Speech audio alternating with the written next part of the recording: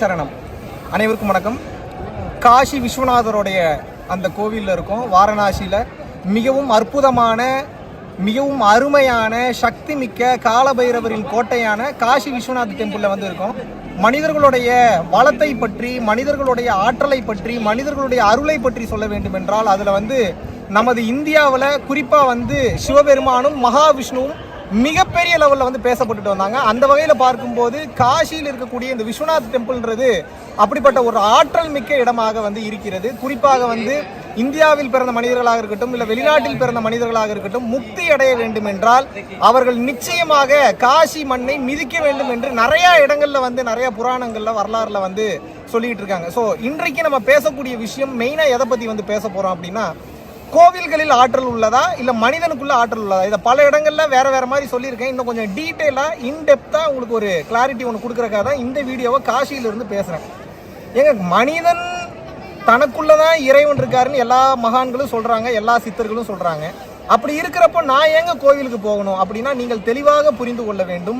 இப்போ வீட்டிலேயே உட்காந்து தவம் பண்ணா கூட நட்டகல்லு பேசுமோ நாதன் உள்ள இருக்கீங்கன்றாங்க. இப்போ நீங்க வீட்டில் உட்காந்து தவம் பண்ணீங்கன்னா கூட உங்களுக்குள்ள இருக்கக்கூடிய இறையாற்றலை உணரலாம், அதில் மாற்று கருத்தே இல்லை. ஆனால் நம்ம எந்த இடத்துக்கு அதிகமாக போயிட்டே இருக்கோமோ அந்த இடத்துல இதுக்கு முன்னாடி நமக்கு இருந்த அனுபவங்கள், எக்ஸ்பீரியன்சஸ், அங்கே இருந்த மற்ற பிரச்சனைகள், தலைவலி, பஞ்சாயத்து, இதெல்லாம் தான் மைண்டில் ஓடிக்கிட்டே இருக்கும். இப்போ நீங்கள் வீட்டில் இருக்கீங்கன்னு வச்சுக்கோங்க, உங்கள் வீட்டில் பொண்டாட்டி கூட சண்டை போட்டது, புருஷன் கூட சண்டை போட்டது, குழந்தைங்கிட்ட நடந்த விஷயங்கள், இல்லை மற்ற ஏதாவது விஷயங்கள், அந்த வீட்டை சுற்றி நடந்த சம்பவங்கள், இதே தான் உங்களுக்குள்ளே ஓடிக்கிட்டே இருக்கும். ஏகப்பட்ட மாற்றங்களை வந்து உங்களுக்குள்ளே வந்து ஏற்படுத்திக்கிட்டே இருக்கும். அப்போ என்னன்னா, மனம் அமைதி நிலைக்கு போவதற்கு பேர் தான் மெடிடேஷன். ஆனால் மனம் வீட்டில் இருக்கும்போது தான் அதிகமாக ஓடுகின்றது. அப்போ என்ன பண்ணாங்கன்னா, மனிதன் இறைநிலையை அடைய வேண்டும் என்றால் மனதை நிறுத்த வேண்டும். மனதை நிறுத்த வேண்டும் என்றால் அதற்கு ஏதோ ஒரு இடம் தேவை. எந்த இடத்துல உட்கார்ந்து வேண்டுமானாலும் நம்ம இறையாற்றல காஸ்மிக் எனர்ஜி அப்சர்வ் பண்ண முடியும். ஆனால் வீடோ இல்லை தெரிஞ்ச இடமோ இல்லை ஆஃபீஸோ இருந்தால் அந்த பதிவுகள் நம்மை சுற்றி கொண்டே இருக்கும். மனதை ஒருநிலைப்படுத்துவதற்கு மிகவும் கடினமாக இருக்கும் என்பதனால் கோவில்கள், மசூதிகள், தேவாலயங்கள், புத்த மடங்கள், இந்த மாதிரியான விஷயங்களை கட்டினார்கள்.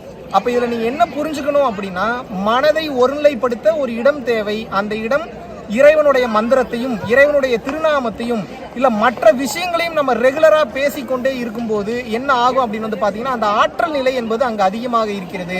ஆற்றல் நிலை அங்கே அதிகமாக இருக்கும்போது அங்கே அமர்ந்து நம்ம பயிற்சி பண்ணும்போது, தியானம் அல்லது தவம் செய்யும் போது, தியானம் அல்லது தவத்தை தான் பயிற்சின்னு சொல்கிறோம். அது எந்த பயிற்சி நம்ம உபதேசமாக தீட்சையாக பெற்றிருக்கிறோமோ அதை நாம் செய்யும் போது மனம் என்பது ஒருநிலைப்படுகிறது.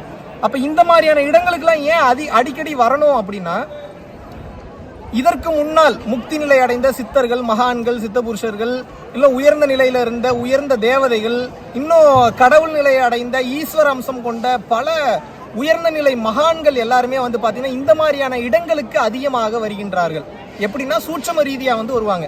ஸோ சூட்சம ரீதியாக அவர்கள் இங்கே வரும்போது, நம்ம இந்த இடத்துக்கு நம்ம விசிட் பண்ணும்போது நமது ஆற்றல் என்பது அதிகரிக்கிறது. நமது ஆற்றல் அதிகரிக்கும் போது என்னன்னா அவர்களுடைய ஆசீர்வாதம் கிடைக்குது. எப்படி வந்து காசி விஸ்வநாதரை இங்கே வந்து நம்ம வழிபாடு செய்கிறோமோ அந்த மாதிரி இங்கே இருக்கக்கூடிய மக்களுக்கு அருள் செய்வதற்காகவும் காசி விஸ்வநாதரை வணங்குவதற்காகவும் நிறைய மகான்கள் வந்து பார்த்தீங்கன்னா சூட்சம ரீதியாக இங்கே பயணம் செய்ய வருவார்கள். அப்போ என்னன்னா ஒவ்வொருத்தருக்கும் ஒவ்வொரு மகானை பிடிக்குதுன்ற மாதிரி ஒவ்வொரு மகான்களுக்கும் ஒவ்வொருத்தரை பிடிக்கும். அப்போ நீங்கள் இந்த மாதிரியான இடங்களுக்கு அதிகமாக வரும்போது என்ன ஆகும் அப்படின்னு வந்து கேட்டிங்கன்னா, அவர்கள் உங்களுக்கு ஆசீர்வாதம் செய்து விடுகிறார்கள்.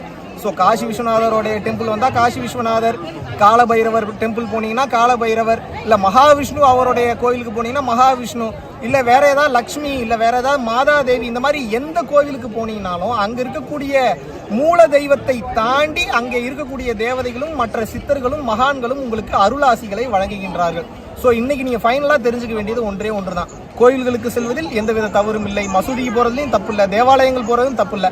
ஆனால் போகணும், நீங்கள் போய் உட்காந்து மனதை ஒருநிலைப்படுத்தி அங்கே இருக்கக்கூடிய எனர்ஜியை சாப்பிடணும். அதுக்கு தான் அந்த பயிற்சி பண்ணுற. சாப்பிட்றதுன்னா எப்படி? மனதை ஒருநிலைப்படுத்தும் போது சுற்றி இருக்கக்கூடிய பாசிட்டிவ் எனர்ஜியை ஆட்டோமேட்டிக்காகவே உங்களது உடம்பு என்பது உட்கிரகித்துக் கொள்கிறது. அதற்காகத்தான் இந்த மாதிரியான இடங்களுக்கு அடிக்கடி செல்ல வேண்டும் என்பது. இன்னும் இந்த பழங்கால கோயில்கள் 1000 வருஷம், 2000 வருஷம், இல்லை 5000 வருஷம் முன்னாடி கட்டின கோயில்கள், இல்லை 100 வருஷம், 200 வருஷத்துக்கு முன்னாடி கட்டின கோவில்கள் வந்து பார்த்தீங்கன்னா அந்த காலத்தில் இன்னைக்கு தான் வந்து ஆத்திர அவசரத்துக்கு செங்கல் விலை ஜாஸ்தி ஆயிடுச்சு, சிமெண்ட் விலை ஜாஸ்தி ஆயிடுச்சு, வேக வேகமாக கட்டணும், அர்ஜென்ட்டாக கட்டி முடிக்கணும்னு நினச்சி கட்டி முடிக்கிறாங்க. ஆனால் அந்த காலத்துலலாம் வந்து பார்த்தீங்கன்னா 1 இன்ச் மாறாம ஒரு ஒரு ஒரு சின்ன மூளை கூட ஒரு சின்ன பிசிறு இல்லாமல் ஃபினிஷிங் அவ்வளோ சரியாக சூரிய பகவானின் ஆற்றலையும் சந்திர பகவானின் ஆற்றலையும் ஏனைய கோள்களின் ஆற்றலையும் அந்த கோவில் பெற வேண்டும் என்ற நோக்கத்தோடு பார்த்து பார்த்து ராஜகுருன்னு ஒருத்தர் இருப்பார் ஒவ்வொரு அரசருக்கும். அந்த ராஜகுருவின் வழிகாட்டுதலோடு முனிவர்கள் மற்றும் சித்தர்களின் வழிகாட்டுதலோடு கோயில்களை கட்டினாங்க. இப்போ என்ன கோவில் என்பது என்னன்னா எனர்ஜெட்டிக் பிளேஸ். அந்த எனர்ஜியை அப்சர்வ் பண்ணி வச்சிருக்கு. அந்த இடத்துக்கு நாம் வந்து அமரும் போது அந்த எனர்ஜியை அதிகமாக உட்கிரகித்து அதை நமக்கு தருகிறது. இதனால தான் நம்ம உருண்டு சாஷ்டாங்கமாக உருள்றது, அங்க பிரதர்சனம் பண்ணுறது, கோயிலுக்கு போனால் கொஞ்ச நேரம் உட்காரணும்னு சொல்றது காரணம் எல்லாமே அதான். காரணம் என்ன அப்படின்னு வந்து கேட்டிங்கன்னா அந்த எனர்ஜியை நமக்குள் செலுத்தி கொள்ள வேண்டும் என்ற தத்துவம் மட்டுமே. ஸோ அடிக்கடி கோயிலுக்கு போங்க, பாசிட்டிவ் வைப்ரேஷன் அதிகமாக இருக்கக்கூடிய இடங்களுக்கு போங்க, மெயினாக ஜீவசமாதி வழிபாடுகளை அதிகப்படுத்துங்கள். மிகவும் சந்தோஷம். நன்றி, வணக்கம்.